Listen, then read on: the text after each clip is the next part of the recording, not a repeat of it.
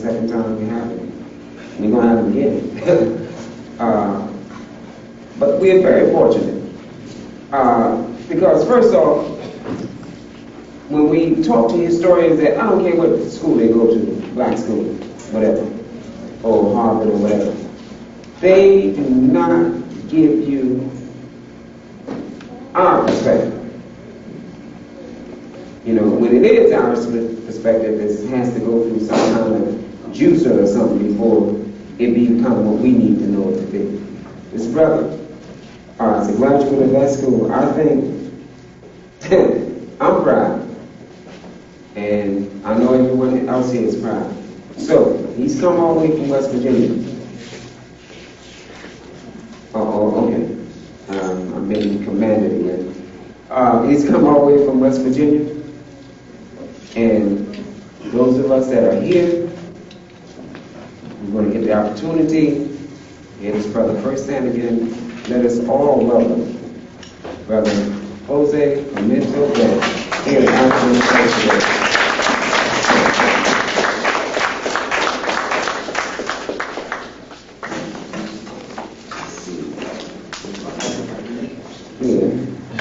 Okay, give me here.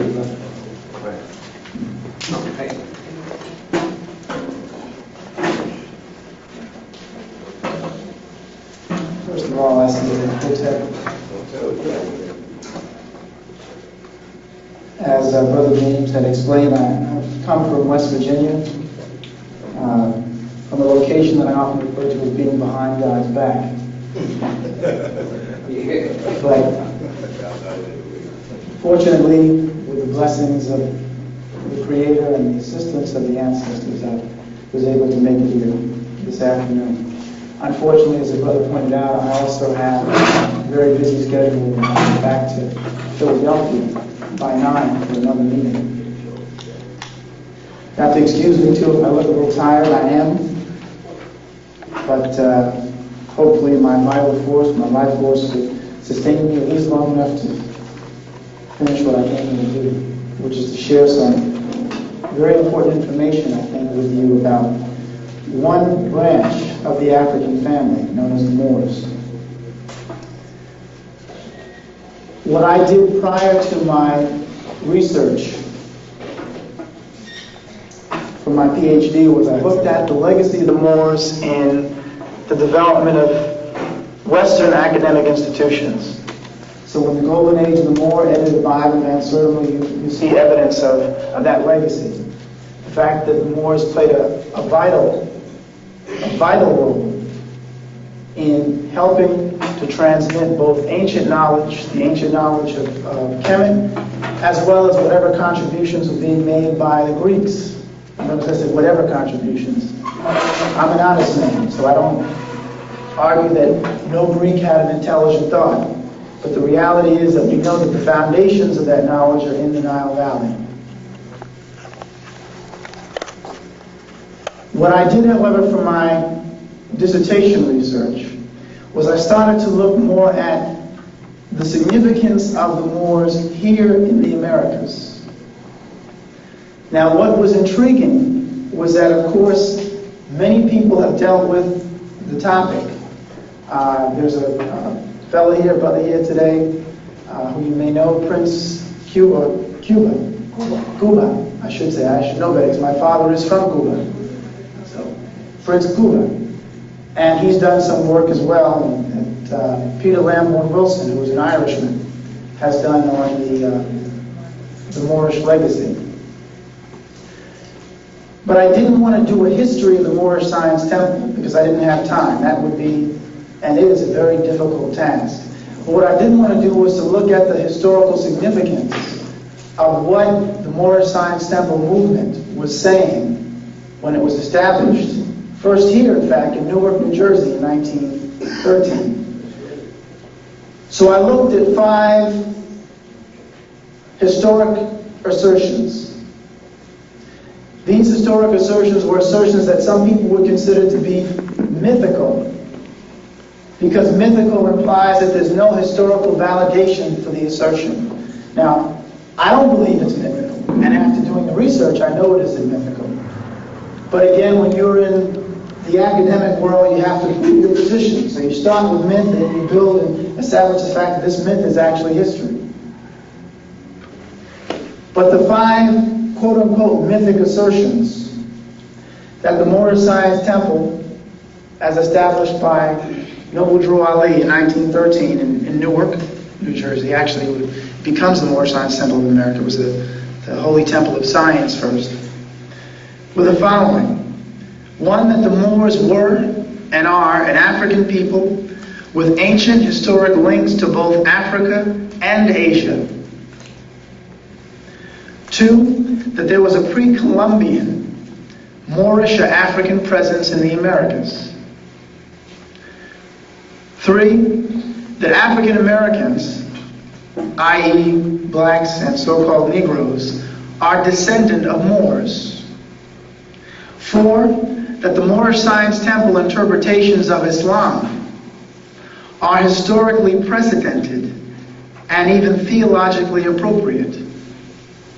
5, that African Americans must officially declare their nationality as Moorish in order to attain the equal rights of all full U.S. citizens and avoid what is often constitutionally inconsistent and malicious treatment. Those are 5 mythic assertions. Those are 5 things that the Moorish Science Temple has been saying since its inception in 1913. What I wanted to do as a historian, using an Afrocentric worldview or paradigm, was to analyze each of those 5 contentions and to see whether or not it had historic validation. Most of the treatments that would deal with the Moorish Science Temple, people like Frank T. Simpson, when he was writing back in the 40s, writing for a Christian seminary, contended that the Moorish Science Temple's position was again historically inaccurate. Negroes in the Americas were not Moors. The so-called Moorish science interpretation of Islam was inappropriate. Then other people like C. Eric Lincoln, his text on black Muslims in America, made the same assertion that the Moorish Science Temple was making assertions that could not be defended, and that was that so-called Negroes and so-called colored people and so-called black people were actually Moors. In the process of going over this, meaning going over the existing historical record, a number of things are revealed that deserve some analysis. And so that I don't miss anything, I'm going to try to stick, as they say, to my script so that I can give you as much information as possible. One of the criticisms that Frank T. Simpson, in his piece on the Moors, that was in something called The Muslim World, which was actually written by Christians, and first and foremost European American Christians, was that nomenclature, the idea of taking the name Moor and Moorish American as a self-reference, was unimportant. He said the Negroes didn't need a new name for themselves. But if you look at this on an esoteric level, in keeping with the traditions of Nomo in the Nile Valley, if you look at this from a traditional African standpoint, we know how important names and words are. Names and words have power. So if you use certain names or words that you know are pejorative, it stands to reason that you may actually be altering the character of that thing which you have given the name to. The example I use is, I said in essence, how would Mr. Simpson feel if European Americans were all of a sudden to be primarily referred to as mutants or Geistmen? It's understandable that if that became a predominant term, it would begin to affect the position of European Americans or so-called whites in this society. Simpson also argued that the foundations of the Moorish Quran were from Levi Dowling's Aquarian Gospel of Jesus Christ. Howard University Divinity School put out something called the Directory of African American Religious Bodies. And they also said that this source was probably from Levi Dowling's work, which was published, I think, in 1906. But Peter Lamborn Wilson, in looking at the foundations of the same information, actually traced the information further back to a work by a Russian Jew who had gotten hold of a translation of what he believes was a Tibetan text that somehow made its way into the Western world. But the assertions in the Aquarian Gospel of Christ were seen to have had a foundation even earlier than in Levi Dowling's Aquarian Gospel. Also, if we're going to look at a theological issue, we should begin to evaluate things theologically. So what that means is, although both Simpson and the Directory of African American Religious Bodies represent theocentric, theological Christian organizations, they never suggest a spiritual or theological answer for the existing parallels between the Moorish Quran and the Aquarian Gospels. Yet from a theological standpoint, one could and perhaps should argue that spiritual truths can be found in many places. A truly theocentric theologian could easily argue that both Drew Ali and Levi Dowling had drawn from the same divine source or message and conveyed that same truth. Indeed, if the God force is everywhere, then one should find examples of it everywhere. Properly speaking, no one religion could theologically perceive itself as having a monopoly on spiritual understanding. In other words, if I see parallels between certain theological points in different religions, that doesn't necessarily mean that somebody took the other book and sat down and plagiarized it. If we believe that there is one universal force or law that governs all humanity, and there's one essential, or I say that certain basic principles that are to be followed, whether you're looking at Ma'at or any other spiritual system as opposed to a religious system, which bogs one down in dogma, it stands to reason that you should see some parallels, because people say truth is that which is constant, it doesn't change. So that which was here 10,000 years ago among certain peoples that was able to sustain a harmonious environment, you should find it 10,000 years later. You should find bits and pieces of it all over the place. But again, even though these people call themselves theologians, that's not even considered. And then I already mentioned C. Eric Lincoln's assertion that the Moorish Science Temple didn't concern itself with historical accuracy, meaning what was this man doing arguing that Negroes and black people had anything to do with the Moors? Everyone knows that the Moors were Arabs. That was the perception, anyway, that people like C. Eric Lincoln and I guess Frank T. Simpson and several others had. So one of the things I did that I won't do now because of time, and I've gone through this before, and I think most of us here are probably familiar with it. We know that when we're talking about the Moors, we're talking about a predominantly African people. Is that to say that the Moors did not, over the course of centuries, intermarry with peoples from Persia and intermarry with peoples from the Arabian Peninsula? No. Obviously they did do that. But when people look at the historic record and see references to Moors, it was understood even by Europeans that they were talking about Africans. What is interesting, however, is that in doing my study, I started to see that Europeans or Western academics were consistently making or drawing parallels between the Moors and certain other groups. And this seemed to cause some confusion, so I started looking at that more closely.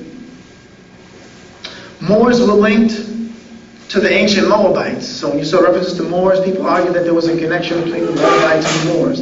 Of course, that's one of the contentions of the Moorish Science Temple as well. They were also linked to the Canaanites. They were also linked to the Ethiopians. They were also linked to the Egyptians, also known as the Hamites or the Kemites, the Cushites, the Chaldeans, the Berbers, even Indians, as well as ancient Hebrew or Judaic peoples.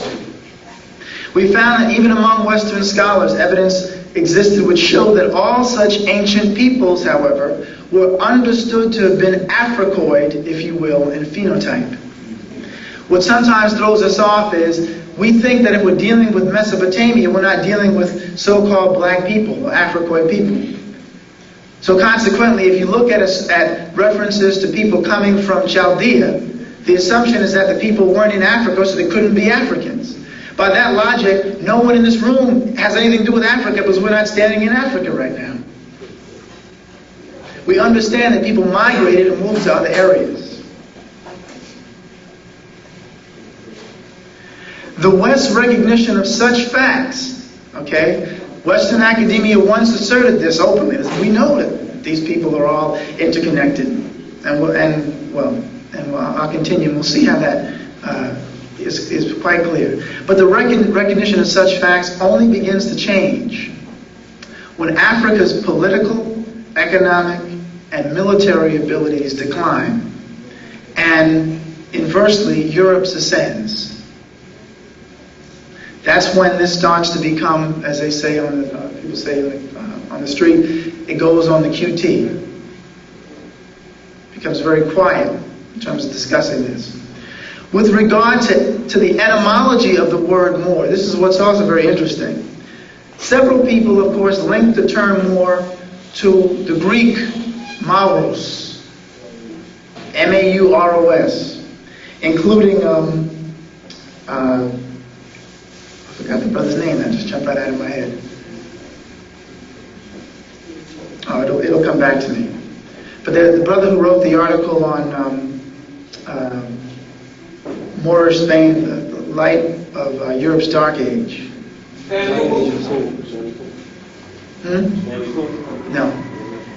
No, I can't. This is a brother. Stanley William Poole was an English scholar. His name will come to me later. But the word Moor, according to the etymologists and linguists for the American Heritage Dictionary in 1978, said that the word Moor was probably of North African origin. Gerald Massey, who was known also as an English scholar, writing again at the end of the 19th century, did a lot of work with Egypt, light of the world, for example. Also contended that the word Moor was African in origin. In speaking to a friend of mine who was from Morocco, she told me something very interesting. She's from Fez. Her name is Fatima Alawi. She said that the word, one of the dialectic terms in Maghrib Arabic for Morocco was Moor accent. So there again you hear that phonetic sound of Moor, even in that name. That the people would generally just call the area Maghreb. The fact that Moorish Science Temple history makes specific references to the Moors being descendant of Canaanites and Moabites may appear to suggest a rejection of African ancestry. But the historical and theological record proves that such peoples, as I said, were primarily Africoid in phenotype. The fact that Moorish Science Temple history begins African history with the arrival of Moabite and Canaanite peoples into Africa may appear to indicate an emphasis upon a particular spiritual message. In other words, in Moorish Science Temple literature, there's a reference to people coming out of the land of Canaan, getting permission from the pharaohs to then move into other parts of what we now know as the African continent. What that seems to imply is that the peoples of Canaan, again, were not an Africoid people. Because people say, we're saying people coming in from Canaan, they're not coming in from Africa.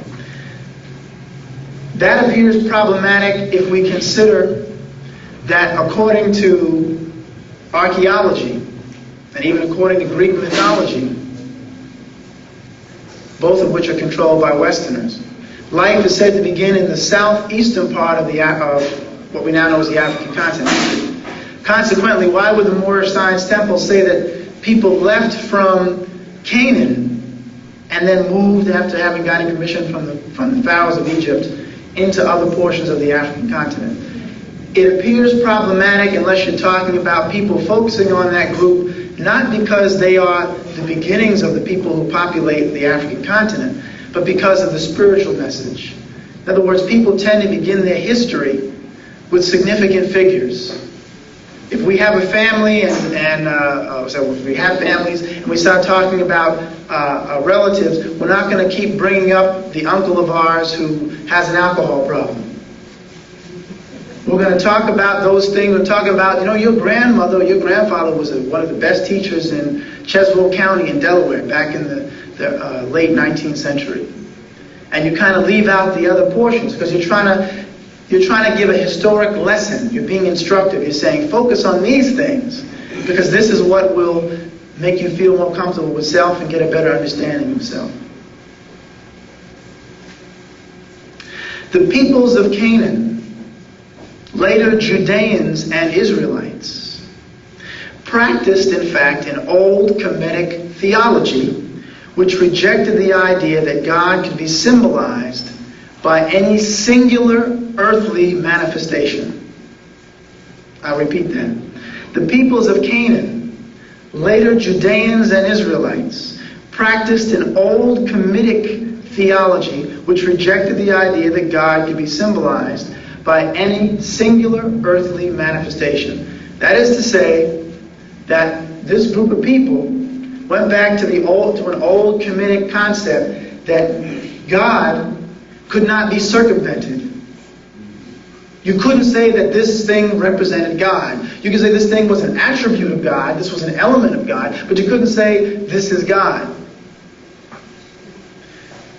People like Strabo, who was a geographer, Greek geographer writing during the time, talks about these folks.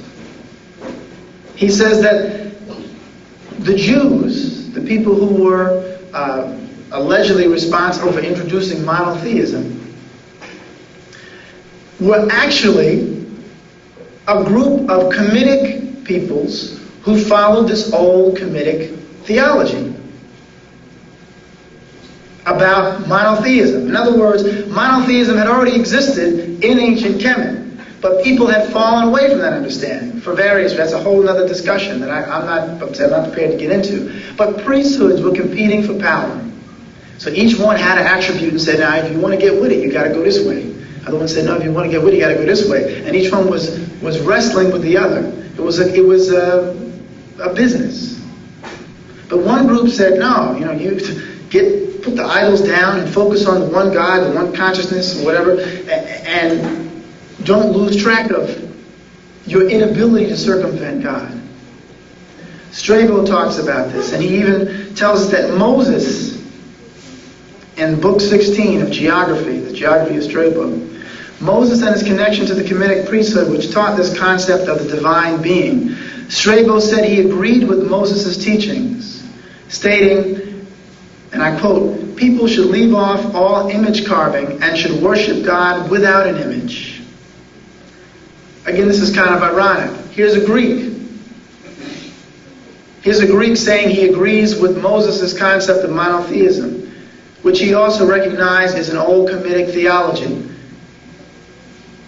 which is also linked then to Islam and also linked to the Moors by virtue of their being linked through various Western historical treatments to the Jews, to the Ethiopians, to the Cushites, to the Chaldeans, all those peoples who are all occupying that same portion of the world.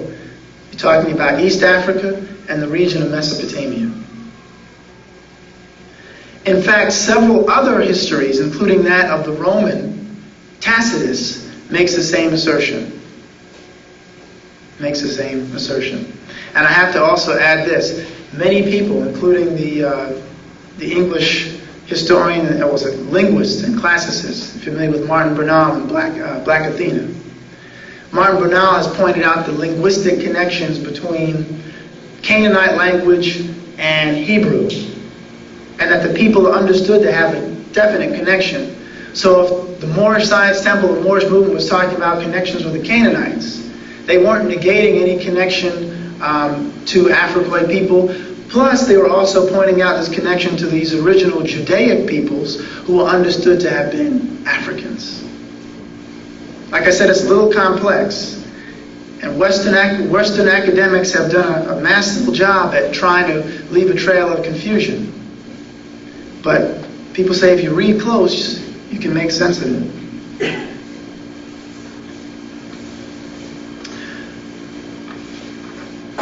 Okay. Some other things. Interdisciplinary evidence. What I did in looking at these 5 points was I had to approach this not simply as a historian, but I had to make use of other disciplines. I looked at linguistic studies and what linguists had to say. I looked at archaeologists and what archaeologists had to say. I looked at art history. I looked at anthropology, what anthropological studies had to say.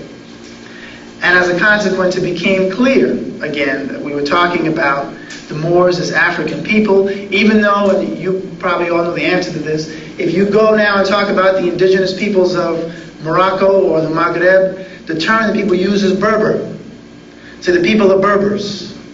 Nobody uses Moor anymore.